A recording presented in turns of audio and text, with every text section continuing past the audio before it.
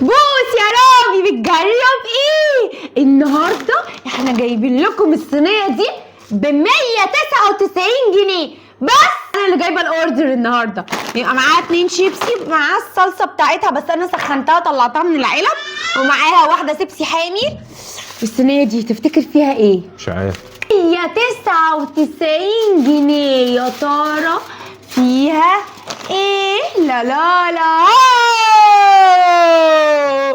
الصينية فيها 1 2 3 4 5 6 7 قطع بانيه زي ما انتم شايفين. القطعة كبيرة جدا وفيها معكرونة وفيها الصلصة، فيها 2 شيبسيز وفيها الشيبسي الحامي.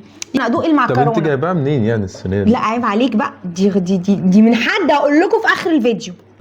المكرونه لوحدها حلوه بس فيها سمنه ياما المكرونه. بالله عليك، ده تقديرك يعني للموقف؟ طعم الصلصه مختلفه ومحطوط فيه زعتر، في سنه في زعتر، في ايه حباء يعني مش حبايان، لا حاجات إيه؟ كارفه على جنزبيل مثلا. ممكن جنزبيل، ممكن. بصل ياما، فيها بصل، ايوه محطوط فيها توم باودر، محطوط فيها توم باودر. هي حلوه يعني تتبيله جديده. طب ما تيجي نشوف كده البانيه. ها هو خالص. بس دي يعني بص قطعه البانيه لسعت منه.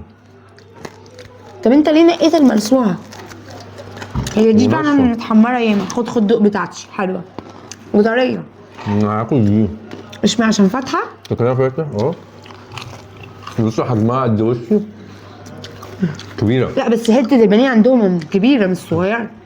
دوق كده، قرمشه وحلو دي بتجرمش. احلى من دي يعني. دي عشان ملسوعه بس، هما كلهم نفس التتبيله. تتبيلتها جميله جدا. 199 جنيه مش ياما على شويه مكرونه وبانيه، ومعاهم الشيبسي والبيبسي برضو. معاهم 2 شيبسي وواحده شيبسي حامي. ايه رايك؟ والله بص انا تديها كام من 10؟ اديها مثلا 9. انت خاين. خد الاول بوس. بوس اوعي كده. طب انت مش عارف اكلي؟ مش عارف اكل مراتك؟ ايه ده؟ هو ده انت اللي عاملاه؟ مش عارف اكلي يا ابن الله يا لذينه انت. وانا اقول هو وحش ليه؟ وكمان انت قلت 9 على 10. لا والله حلوه، ده تسلم. انا واخده اكتر من هومي. والله تسلم ايدك بجد حلوه، والله عجبتك والله. قلبي يا خلاصو. خد تاخد شيبسي. مفيش حقك منك. معلش مش مشكله، خد. اهم حاجه عندي ان انت تاكل وتتغذى. خد. لا لا وده ما بقاش فيها لحمه. معلش خد دي واحده انا هاكلها اهو. جميله جميله. تسلم ايدك. حلوه عجبتك؟ بالله عليك قولوا لي رايكم في الكومنتات في سعر الصينيه.